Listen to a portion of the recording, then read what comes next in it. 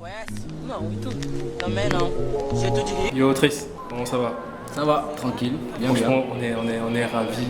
Tu peux pas savoir à quel point je suis le premier fan ici, là. Le premier fan de ce gars-là. C'est une très bonne chose, ça veut dire que je suis entre de bonnes mains. Ah, clairement, clairement. En tout cas, franchement, plaisir, c'est carrément partagé que tu viennes ici, à Mort TV. Et on voulait te recevoir depuis très longtemps. Mais avant même de parler de ce que tu fais, etc., t'es dans quelle actu? Dis-moi un peu ce qui se passe avec Mystique. C'est quoi le bail? Mystique. La façon dont le pays là se dégrade, c'est pas simple, c'est mystique. Ouais. Comment je peux dire ça? C'était une façon pour moi de... Tu sais, avec tout ce qui se passe dans le pays, c'était une façon pour moi de répondre aux questions que je me posais. Pourquoi telle chose se passe ainsi? Pourquoi tel phénomène? Pourquoi les gens sont influencés par ceci ou par cela, par telle nouvelle, par telle façon de faire? Mais en gros, tu trouves pas de réponse. Tu vois? Dès le moment où ça dépasse l'entendement, ça devient mystique. Yes. C'est à partir de là que tout est mystique. Yes. On t'a connu avec NG Bling sur le son propre et dosé, qui depuis plusieurs années maintenant est devenu un tube, même si aujourd'hui ça fait passer déjà. Comment est-ce que vous vous êtes connus et pourquoi est-ce que vous avez décidé de faire cette chanson ensemble? Bon, déjà, on s'est connus parce qu'on travaillait à la Traumatics. Ouais. Ouais. Étant donné qu'on était dans la même structure, donc on était quelque peu obligés de travailler ensemble. Et humainement, il y a eu un bon feeling. Donc ça n'a pas été très difficile pour nous d'avoir des idées ou bien de vouloir faire des choses ensemble.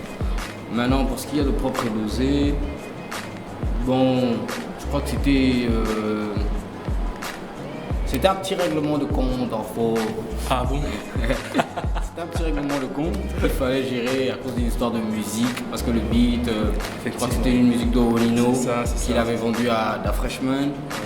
Et Trust de Buzz avait fait un son dessus aussi. Reviens vers Donc moi.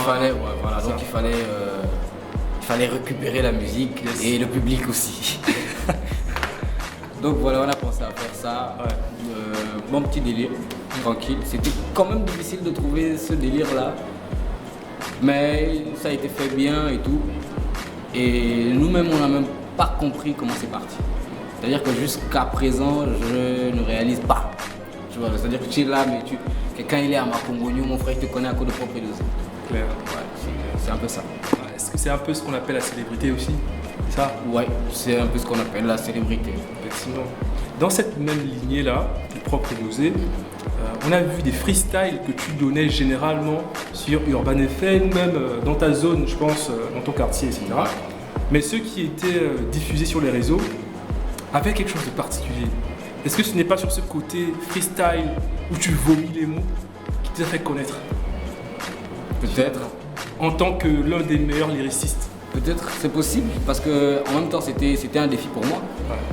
Il fallait que je m'exprime et il fallait que j'exploite le savoir-faire que j'avais. Ouais. Et je suis très spontané aussi, tu vois. C'est vrai que je peux enregistrer les morceaux comme ci, comme ça, de là à là. Mais je peux également vouloir faire un rap qui n'a rien à voir avec un morceau. Mais j'ai juste envie de rapper comme ça, tu vois. Et les freestyles, ça aide beaucoup à faire ça, tu vois. Donc, je m'attardais un peu sur ça. Bon, je vais écrire un texte comme ci, qui va faire, moi, je sais pas, 40 mesures. Il faut que je parle comme ça, il faut que je fasse tel punch. Et au fil du temps, j'en ai fait une certaine référence. Tu vois, genre, je faisais des épisodes, où je faisais des petits concepts, où je faisais des épisodes de freestyle, tout ça là. Et je pense que oui, ça m'a beaucoup installé devant. Ouais. Parce que c'est surtout par là que les gens remarquaient que ah mais il y a du contenu, tu vois. Il y a du contenu, il n'y a pas que les morceaux, tout ça, de radio, tout. Il y a vraiment un gars qui est en train de rapper. Voilà. Tu t'inscris toi dans la mouvance actuelle qui consiste à faire de la musique pour faire de la musique, ou tu t'inscris plutôt dans un style je fais de la musique pour conscientiser et j'essaie de garder ce qui m'a fait connaître à la base? Bon, franchement, moi j'aime la musique, Ouais. tu vois. Après, il y a une façon de fonctionner avec la musique que je fais. Enfin, enfin, donc je fais le choix, tu vois. Et je me suis établi des principes. Oui, je fais de la musique pour faire quelque chose. Pas forcément pour conscientiser, parce que je peux faire de la musique pour que quelqu'un s'amuse aussi, tu vois. Mais je fais de la musique d'abord pour m'exprimer moi-même. Je ne suis pas très bavard, tu vois. Du coup, quand il faut faire ça sur une feuille, tout ça, voilà, je me lâche bien. Et je ne dirais pas que je n'ai pas un caractère conscient, parce qu'en faux, j'en ai, et en vrai surtout. Donc voilà, je suis quelqu'un de conscient déjà moi-même. Je ne vois pas comment je peux faire une musique qui soit inconsciente. Et de toute façon, le rap inconscient, il n'existe pas. Tous les rappeurs sont conscients de ce qu'ils font. Tu vois, voilà, donc moi je suis conscient de ce que je fais de la musique. Quand tu veux t'enjailler, je peux t'en faire. Quand tu veux réfléchir, je peux t'en faire. Quand tu veux pleurer, je peux t'en faire. Quand tu veux prier, je peux t'en faire. C'est un peu dans ça où je m'inscris. Dans la musique qui est un arbre et qui a plusieurs branches. Je pense que c'est tellement... C'est ça le problème en fait quand tu fais des ITV avec des rappeurs. J'ai l'impression que lorsqu'ils te répondent, ils sont en train de rapper. Limite en train de slammer. Ouais, peut-être. On est des slaveurs en faux. On va revenir vite fait sur le Booty Gang. Ouais. Ça va faire quoi, 2 ans maintenant? Ouais, 2 ans. 2 ans à peu près. C'est un petit bébé. Un petit bébé. Comment c'est né et pourquoi est-ce que vous l'avez mis en place? Bon, déjà à la base, comme je te dis, j'aime faire des freestyles, j'aime faire ça, j'aime rapper, et j'aime rapper avec les gens qui savent rapper, parce que c'est motivant. Et Rodney, on était déjà en contact, tu vois. Donc quand il est rentré de Chine, je lui ai dit que bah tiens, tu es là, moi j'ai une idée de cypher, j'ai envie de faire des cyphers, tout ça. Mais je pense que ce serait bien qu'on le fasse à 3. Donc on va également prendre Bakatak. On est allé chercher Bakatak chez lui. Il a dit que bon gars, nous on veut faire des cyphers. On veut que tu rappes avec nous. Oh non, vous aimez trop rapper. C'est bagué comme ça, il me charlant et tout. Oh vous aimez trop rapper, bon. Après il a fini par accepter et c'est de là où tout est parti. Le nom, je sais plus comment c'est venu, c'est sûrement le Booty. Super.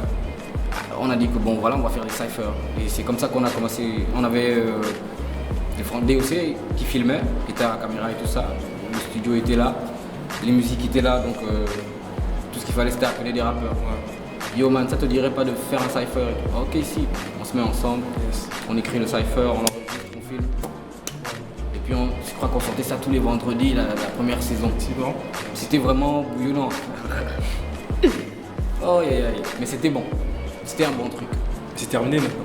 Non, c'est pas terminé. C'est en instance. Justement, c'est en sous-marin. Qu'est-ce qui se passe? C'est éternel.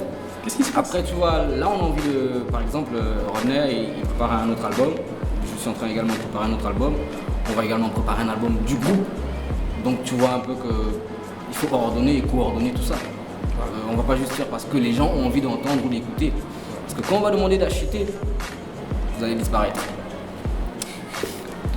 En plus, là, le message était sérieux. Faut acheter les albums. Ouais, carrément. C'est un peu ça, quoi. Carrément. Et juste pour clore, quelle est l'actualité de Triss maintenant?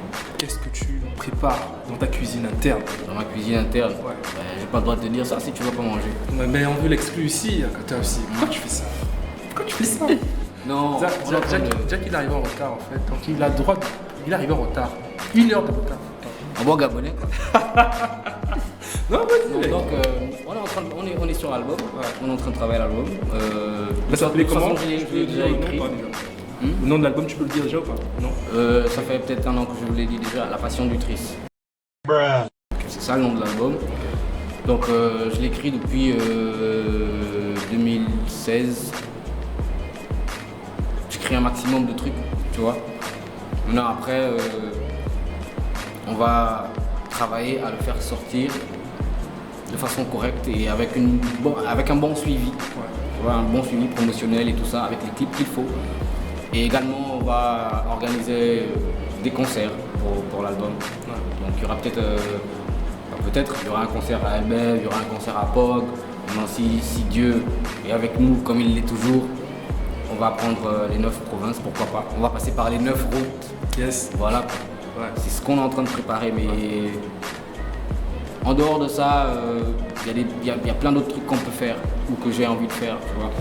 Et Donc vous aurez toujours un ou deux petits coups de poing qui peut sortir comme ça. Voilà. Le coup de poing, c'est quoi? C'est clash? Non, les clashs, non. Est-ce que moi j'aime les clashs? C'est les gens qui aiment me clasher. Moi je n'aime pas les clashs. Ok. Je suis beaucoup taquin, mais je n'aime pas les clashs. Parce que je suis très dangereux quand je clash. Et donc il faut éviter de faire ça, quoi, les gars. En tout cas, franchement, merci beaucoup d'être venu. C'est moi qui vous remercie. Tu reviens quand tu veux. Ok, je serai là. Je vais appeler Bakatak et Rodzin. On va venir s'amuser un peu. Yes, carrément. Et pour ce qui est de ton freestyle, je suis désolé, hein, tu vois, je suis désolé pour toi. Et pour ceux qui attendaient peut-être un freestyle.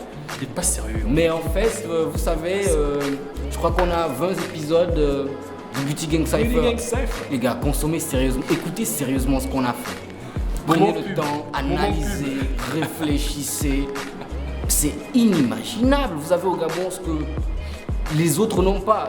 Je vous dis un truc, les gars, nous on est allés au Cameroun, on les a tous pétés, hein, c'est pas la vérité. Et tous les Camerounais qui sont francs avec leur conscience vous diront que on fait le bon travail, tu vois. Donc c'est pas le fait de faire un freestyle là qui garantit ou qui confirme que tu m'as vraiment reçu. T'inquiète pas, tu m'as reçu. Et moi aussi je t'ai reçu, 5 sur 5.